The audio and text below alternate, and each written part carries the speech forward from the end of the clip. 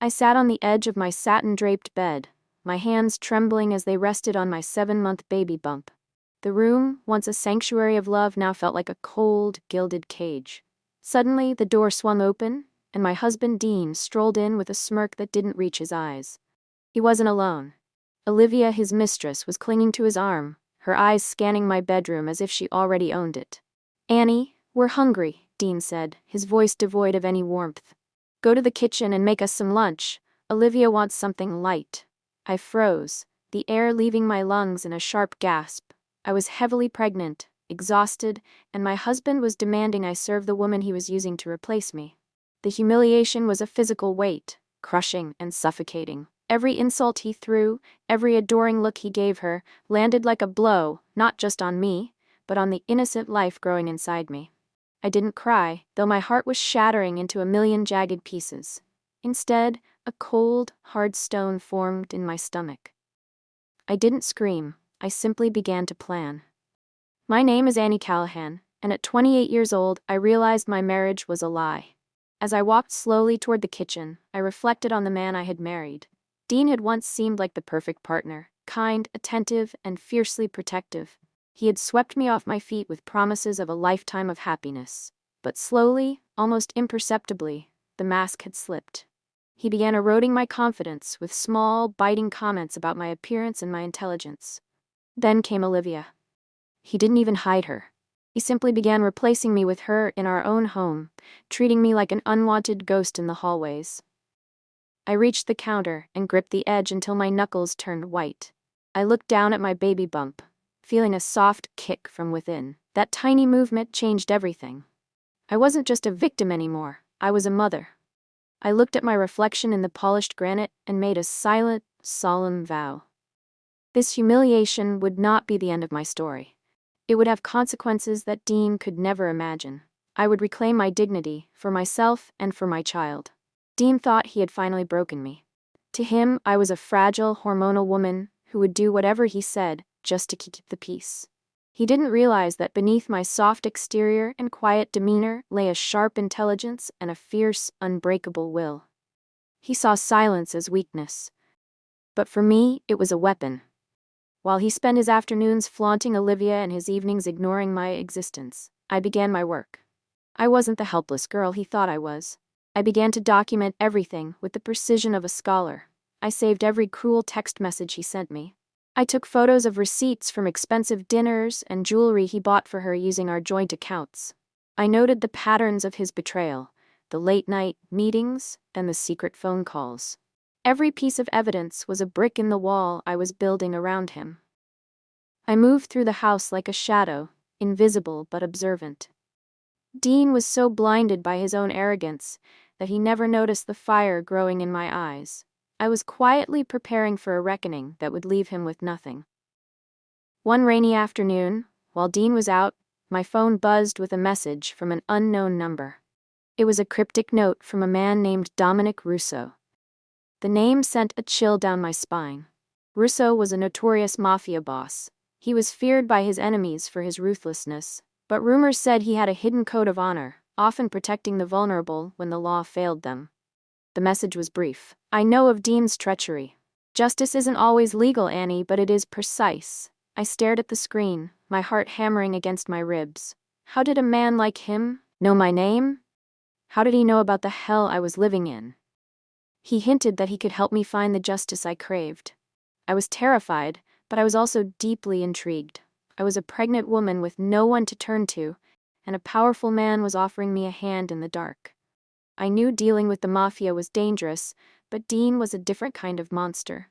I saw a potential ally in Dominic, a way to fight back on a level Dean wasn't prepared for. A few days later, a black sedan pulled into my driveway. I opened the front door to find Dominic Russo himself standing there. He was tall and imposing, dressed in an impeccably tailored dark suit that screamed authority. His presence was overwhelming, radiating a type of power that made the air feel heavy.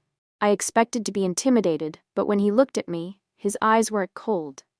Instead of threats, he offered protection and a clear strategy. "You don't have to endure this alone, Annie," he said, his voice a low, steady rumble. He spoke about Dean's business dealings and his lack of loyalty, showing he had already done his homework. As we talked, I sensed a strange kind of honor in him, a sense of right and wrong that Dean had long ago discarded. I knew I couldn't give him my full trust immediately, but I decided to trust him partially. We sat in my living room and a partnership was born. I wasn't just a scorned wife anymore. I was now part of a plan that involved the most powerful man in the city. Dominic and I began to work in the shadows, mapping out Dean's life like a battlefield. We identified his greatest weaknesses, his massive gambling debts, his shady secret business deals, and his overwhelming need for social approval. Dominic's resources were vast, and he used them to peel back the layers of Dean's lies. Every plan we made was carefully calculated to avoid anything illegal or reckless on my part. We weren't looking for a violent brawl, we were looking for exposure and leverage. We wanted to use strategic humiliation to dismantle the world Dean had built on my back. We hit him where it hurts most, Dominic told me, his reputation and his ego. I felt a surge of adrenaline every time we found a new piece of dirt. I was learning the art of the long game. We weren't just reacting to his cruelty anymore, we were taking the lead. I continued to play the role of the quiet, submissive wife at home, but inside I was vibrating with the thrill of the hunt. Dean had no idea that his world was being dismantled piece by piece, right under his nose. The first real test of our partnership came when Dean decided to host a lavish dinner party at our home. He wanted to flaunt his success and, more importantly, his affair with Olivia in front of all his business associates. Olivia was there wearing a ridiculously expensive designer dress and acting like the lady of the house. Under Dominic's expert guidance, I orchestrated a subtle but very public embarrassment. We had arranged for a small coincidental wardrobe mishap to occur at the most crowded moment of the evening. Just as Olivia was laughing loudly at one of Dean's jokes, the back of her dress gave way. It wasn't just a small tear, it was a viral spectacle in the making. The guests gasped, and within minutes, photos were circulating on social media. Olivia fled the room in tears, her dignity shredded along with her dress. Dean was absolutely furious, his face turning a deep shade of purple, but he was completely powerless to stop the mockery. He looked at me, searching for a sign of guilt, but I just offered him a calm, confused smile. The first blow had been struck, and it felt incredible. The momentum continued to build when I discovered an unexpected source of information. A former employee of Dean's company, someone he had fired unfairly months ago, reached out to me. Through some discreet and gentle persuasion, I managed to get him to talk. He was bitter and held a treasure trove of secrets.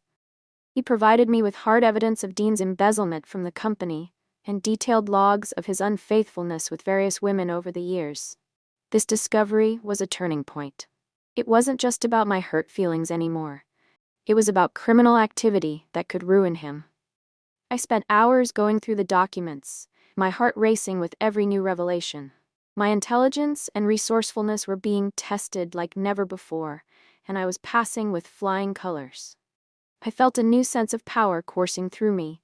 I wasn't just surviving, I was winning. I handed the new evidence over to Dominic, who smiled for the first time. "This," he said, "is the nail in the coffin." We were no longer just embarrassing him. We were preparing to take everything he had. With the evidence in hand, I decided it was time for a more public edge. I used the documents to initiate a controlled confrontation at Dean's prestigious annual work gala. I didn't make a scene, I simply made sure the right people saw the right papers at the right time. As the evening progressed, I watched as Dean was cornered by his own board members. His authority was openly questioned in front of the very colleagues and friends he had tried so hard to impress. I stood nearby, looking poised and elegant, watching his lies crumble in real time. Every time he tried to explain away a discrepancy, another piece of evidence would surface. Olivia, who was standing by his side, began to panic. She was a social climber, and she could see that the ladder she was on was missing several rungs. She realized that Dean's protection was slipping away, and that her own reputation was tied to a sinking ship. The look of pure terror on her face was more satisfying than any apology could ever be. Dean looked at me across the room, and for the first time, I saw fear in his eyes. Between these calculated attacks, I made sure to take care of myself. The stress of the situation was immense, but I couldn't let it affect the baby. I spent quiet moments alone, reflecting on my pregnancy and the future I was building. I practiced calm breathing exercises every morning, centering myself before facing the chaos of the house. I worked hard to cultivate the image of a poised, unaffected woman. To the outside world, I was the dignified wife dealing with a difficult situation with grace. But inside, I was always plotting the next step. This balance of external calm and internal strength was my greatest asset. I knew that if I lost my cool, Dean would win. I had to remain the eye of the storm. I felt a deep connection to my own resilience during these times. I was no longer the girl who had been blindsided by betrayal. I was a woman who had found her fire. My child would grow up knowing that their mother was a warrior, someone who could face the dark and come out stronger on the other side. Dominic's presence began to be felt more strongly around me, though he remained in the background. His team was always nearby, ensuring my safety without any overt violence. I would see the same dark car parked a block away, or notice a certain man lingering near the grocery store whenever I went out. Their quiet control of the environment was a constant reminder of Dominic's strategic power. It was the kind of power that didn't need to shout to be heard. It terrified people quietly but effectively. Dean started to sense that he was being watched, that he was outmatched by a force he couldn't see or understand. He became jumpy, glancing over his shoulder whenever he left the house. He didn't know it was Dominic, but he knew the rules of the game had changed. He was no longer the apex predator in his own world. I felt a strange sense of peace, knowing that I had a guardian who operated in the shadows. Dominic was keeping his word, and for the first time in months, I felt truly safe in my own skin. Dean, feeling the walls closing in, tried to strike back to regain control. He threatened me with legal action, claiming he would take the house and leave me with nothing if I didn't stop whatever games he thought I was playing. He even tried to intimidate me physically, cornering me in the kitchen and looming over me with a dark scowl. But I didn't flinch. Dominic and I were ready for this. We countered his threats by presenting him with a summary of the evidence we had on his embezzlement and his affair. I looked him dead in the eye and told him that if he didn't back down publicly, the full files would be sent to the police and the press within the hour.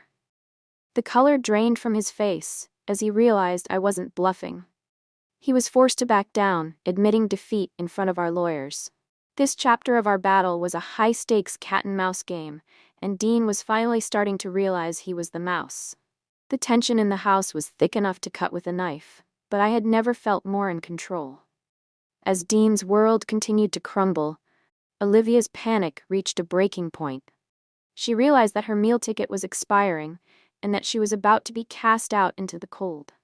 She began to lash out, making desperate scenes and trying to turn people against me. I didn't engage with her directly. Instead, I calmly orchestrated her social exposure. I leaked private messages that revealed her true role in Dean's betrayal and highlighted her various social faux pas. I ensured that her attempts to save herself only made her look more desperate and calculated. Subtle humiliations followed her wherever she went. She was disinvited from parties and whispered about in the very circles she had tried to conquer. Watching her fall from grace was a form of poetic justice that I knew my supporters would appreciate. She had tried to steal my life, and now she was losing her own. I remained the picture of grace while she became a social pariah. It was a slow, deliberate dismantling of her character, and she had no one to blame but herself.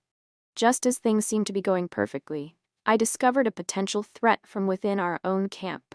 I overheard a conversation between one of Dominic's underlings and an outsider, questioning their loyalty to the mission. My heart sank. Was I being betrayed again? I knew I had to act quickly, but carefully. Instead of running to Dominic, I decided to test the team's allegiance myself. I set a small trap, a piece of false information, to see where it would lead. I watched with narrowed eyes as the situation unfolded, reinforcing my position as both intelligent and unflinching. I showed them that I wasn't just a client, I was a partner who was paying attention. The suspense built as I carefully measured who I could really trust. In the end, the loyalty of the core team held firm, and the rogue element was dealt with quietly by Dominic. This experience taught me that in this world, trust is a luxury that must be earned and constantly verified. I was becoming sharper, more cynical, and more prepared for anything. With the internal threat resolved, we turned our focus back to Dean's total isolation. With Dominic's strategic insight, we began to systematically cut him off from his support system. We made sure his friends and colleagues saw the true extent of his character. One by one, they began to abandon him. No one wanted to be associated with a man who was facing embezzlement charges and whose personal life was a public disaster. He was no longer invited to the exclusive clubs or the high-stakes business dinners. Every action we took was designed to show him the consequences of his choices without ever needing to resort to overt violence. He was becoming a ghost in his own social circle. I watched as he spent more and more time alone, drinking in his study, the silence of the house reflecting the emptiness of his life. He had once thought he was the center of the world, but now he was realizing just how small and lonely that world could be. The isolation was the most effective punishment of all. In a final act of desperation, Dean tried a last-ditch effort to sabotage us. He secretly reached out to a rival of Dominic's, offering information in exchange for protection and a way to destroy me. He thought he was being clever, playing the big boys against each other. But I was already 2 steps ahead. I uncovered the plot through my own network of contacts and the evidence I had been gathering. Instead of panicking, I turned the tables on him. I fed him false information to give to the rival, making it look like Dean was actually a double agent working for Dominic. The maneuver backfired spectacularly. When the rival realized Dean had given him bad intel, he turned on him with a vengeance. Dean's act of desperation only served to alienate his last potential ally and put him in even more danger. He was now being hunted by the very people he had turned to for help. It was a spectacular failure that left him completely exposed and more vulnerable than ever. The situation took a dangerous turn when Dean, now completely unhinged, made a risky move to regain control over our home. He showed up late one night, drunk and demanding I leave. He tried to force his way into my room, his eyes wild with a mixture of rage and fear. My heart raced, but I remembered Dominic's promise. His discreet interventions were immediate. Before Dean could do any real harm, 2 of Dominic's men appeared as if out of nowhere, calmly but firmly removing him from the premises. This close call heightened the suspense, showing me exactly how dangerous and desperate Dean had become. It was a chilling reminder that I was dealing with a man who had nothing left to lose, but it also reaffirmed my safety. Dominic's protection was absolute, and he was always 1 step ahead of Dean's madness. I sat in my room, my hands over my stomach, feeling the baby kick. We were safe, and the end was finally in sight. I just had to hold on a little longer. As I dug deeper into the shadows of the past, I discovered a shocking secret about my own family. It turned out that my father had once had dealings with the Mafia himself, and there were past alliances and betrayals that I never knew about. These hidden truths gave me a new kind of leverage over Dean and several of his business associates who had been involved in those old deals.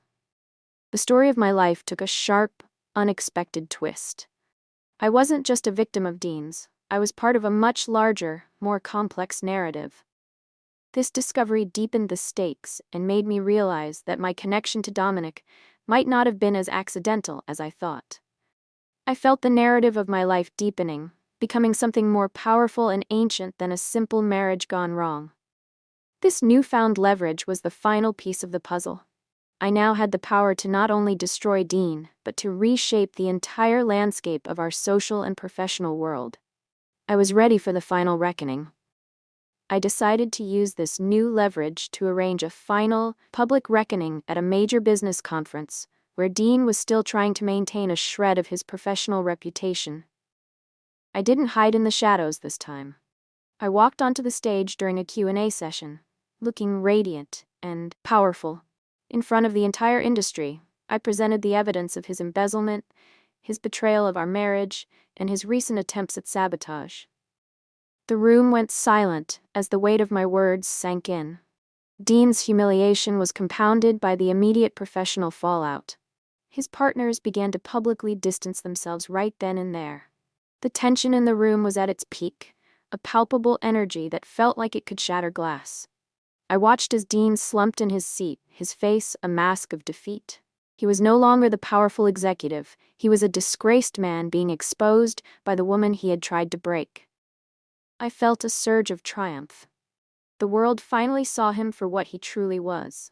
After the public confrontation, I had to face the emotional fallout of everything that had happened.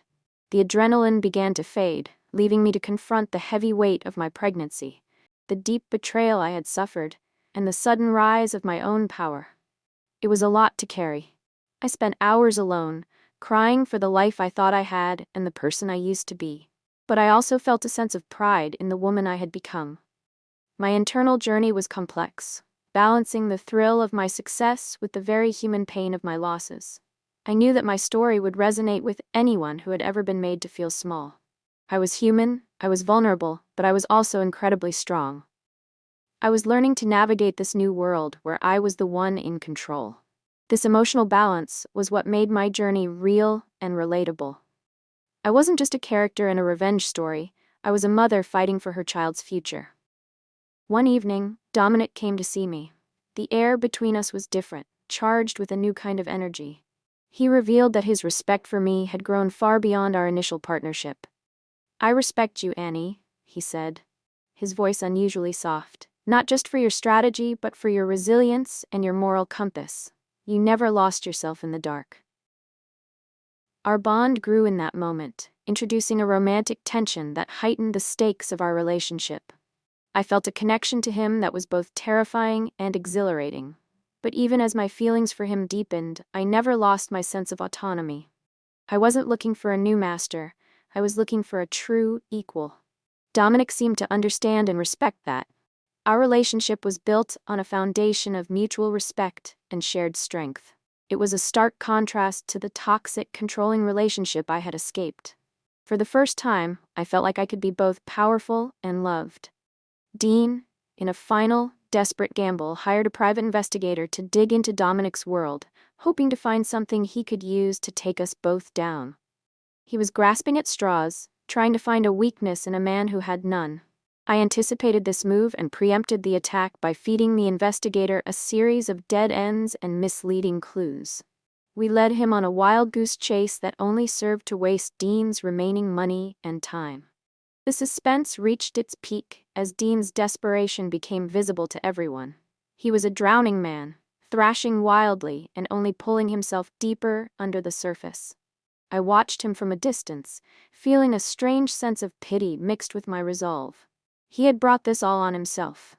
He could have chosen a different path, but his own greed and arrogance had led him here. The end was near, and there was nothing he could do to stop it. I was ready to close this chapter for good. The total downfall of Dean Callahan finally began. His career collapsed entirely as the embezzlement charges were officially filed. His assets were frozen, leaving him with nothing but the clothes on his back. Olivia, realizing the game was truly over, disappeared into the night, forced out of the social and professional spheres she had so desperately craved. I stood firm through it all, my power fully realized and my dignity restored. There was one final twist. Dean tried to flee the city to avoid prosecution, but Dominic's team was waiting for him. They ensured he faced the full legal consequences of his actions, handing him over to the authorities with all the evidence they needed. I watched the news of his arrest from the comfort of my home, a sense of deep peace finally washing over me. The monster had been defeated, not with violence, but with the very truth he had tried to bury. I was free, and my child would never have to know the man their father had become. I moved back into my fully restored home, a place that now felt like a true sanctuary. I was stronger, wiser, and I knew I had the lifelong loyalty and protection of Dominic Russo. A few weeks later, I gave birth to a healthy baby girl in a world of safety and peace. Holding her in my arms, I fully embraced my roles as both a mother and a survivor. The emotional payoff of my journey felt earned and complete. I had looked into the abyss and hadn't blinked. I had taken the humiliation Dean had heaped upon me and turned it into the foundation of a new, better life. My home was filled with light and the soft sounds of a sleeping infant. I was no longer the pregnant, humiliated woman on the edge of the bed. I was a queen in my own right, surrounded by people who truly cared for me. My daughter would grow up in a world where she was loved and protected, far away from the toxicity of her father's shadow. Now, as I sit on my terrace holding my child, I reflect on the incredible journey I've been through. Dean is now a mere shadow of his former self, powerless, humiliated, and facing years behind bars. He is a reminder of a past I have long outgrown. Dominic stands by my side, not as a controlling figure, but as a loyal ally and a man I have come to love. Our relationship is a beautiful contrast to the toxicity I once knew, a partnership built on respect, love, and genuine protection. I am now fully in control of my life, my child, and my future. The story of my humiliation has ended, and the story of my empowerment has begun. I feel satisfied, empowered, and emotionally charged for whatever comes next. This journey has taught me that even in our darkest moments, we have a strength we never knew existed. I am Callahan, and I am finally free.